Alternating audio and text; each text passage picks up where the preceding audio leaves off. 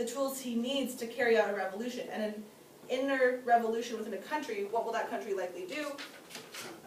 Drop out of the war, right? Which gets rid of Germany's fighting on that Eastern Front, right? And so many people believe, and there is some documentation to prove, that Germany actually was kind of like, hey Lenin, let's try to go right back into Russia, and then we'll just see what happens, right? Because they knew Lenin was a very well-known figure, he was a very political figure, right? And they knew kind of what he was doing. I don't know if he was crazy, he was just very passionate.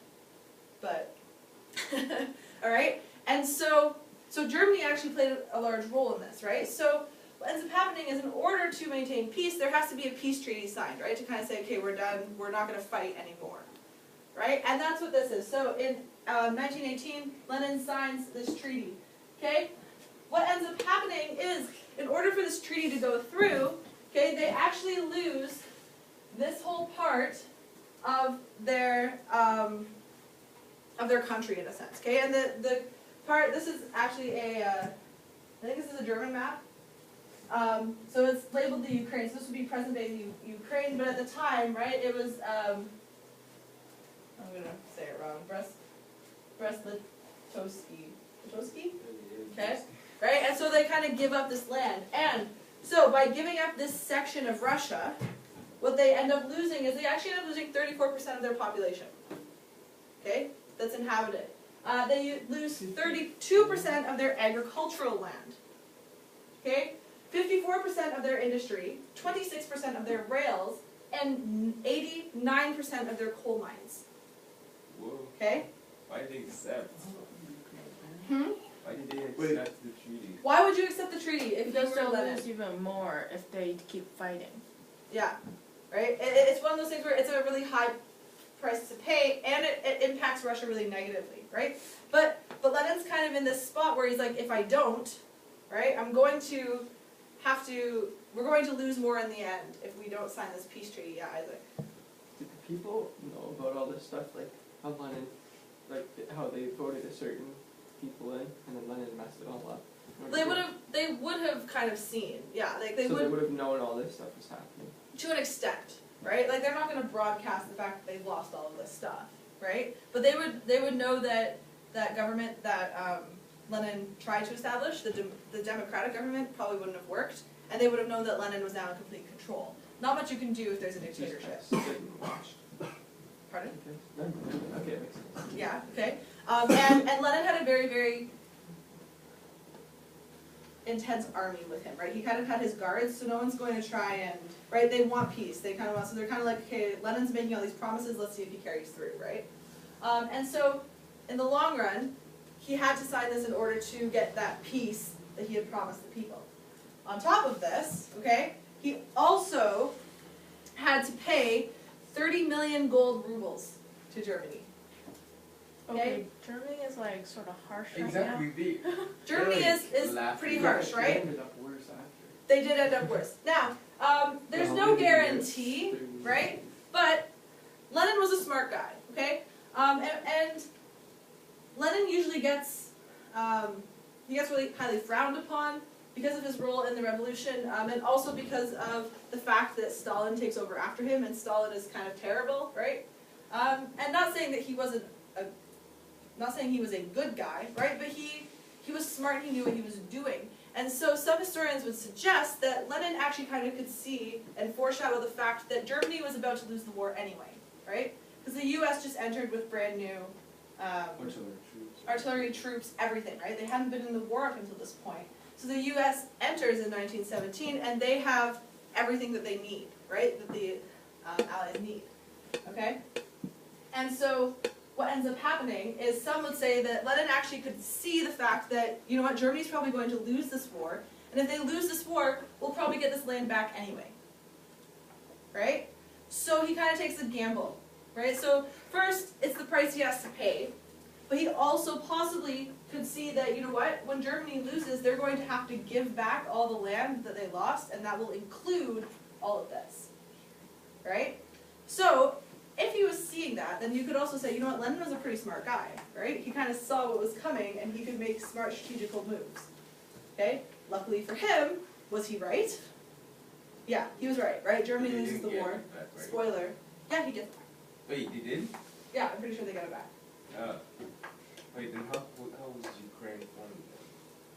Oh, that's okay. So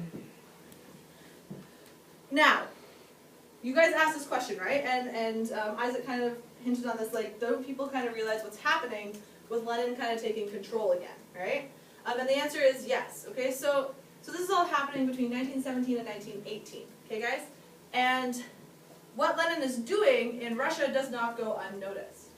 All right, and what you end up getting is this is what leads you into the actual civil war that ensues after Lenin kind of takes control of the Russian government. All right, and so what you see is people are kind of looking, and he's kind of stepping on some people's toes, and they're kind of like, we're not really happy with what Lenin is doing.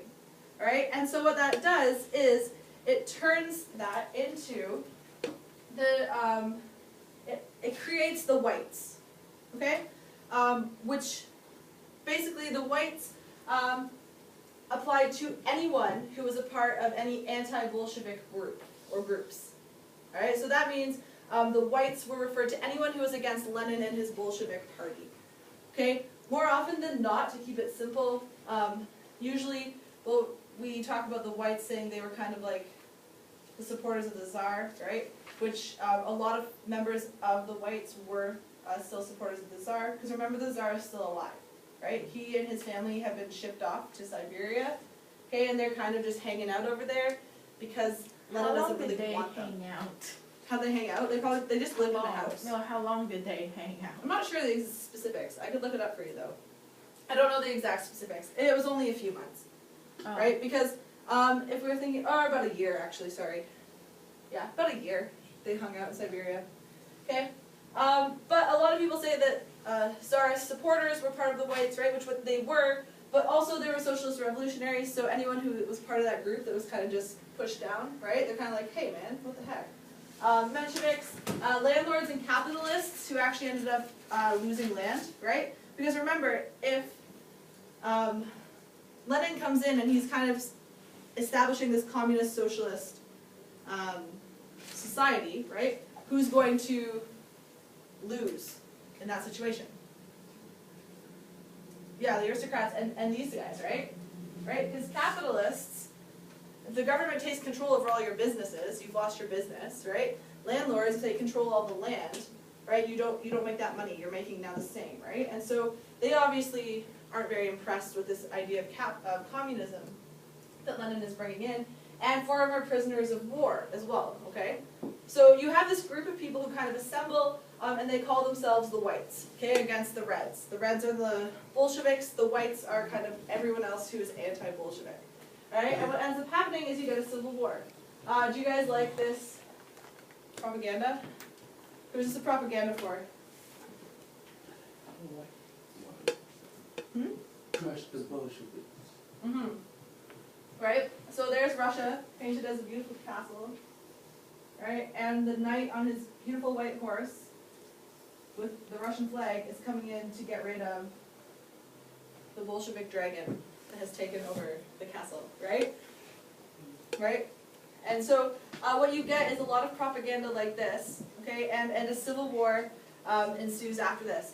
And it's actually really, really brutal, okay guys? A lot of people die, and but the Reds have about an army of about 300,000 that Trotsky kind of pulls together, okay, and leads against the Whites, okay? You also get in this time something called the Red Terror. Okay? Basically, this is a time when the Reds would actually, there was lots of public beatings, public hangings, executions, okay? People were just shot for for being supporters of the Whites, alright? And so you get this kind of terror that ensues, right? If you think about the French Revolution, right? And there's a whole time of terror, that's grade 12 history, so. But there's that whole time of terror, right? Where it's just mass killings, okay?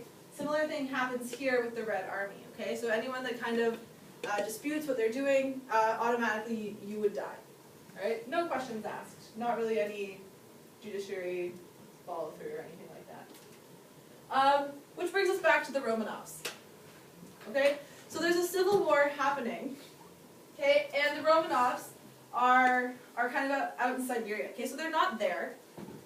They're not present. All right. If the whites win, what will probably happen to the government of Russia? Pardon? Good. Okay. If the whites win the civil war, they will reinstate. More than likely, they will reinstate the Tsar. Okay, so he will be actually reinstated to the throne. Okay. Is that what Lenin wants? No. No, right? That's not really ideal. Okay? These people are fighting for their Tsar. How do you kind of make sure that the Tsar is never reinstated again? Kill him. Okay? So what ends up happening, right? And this is technically the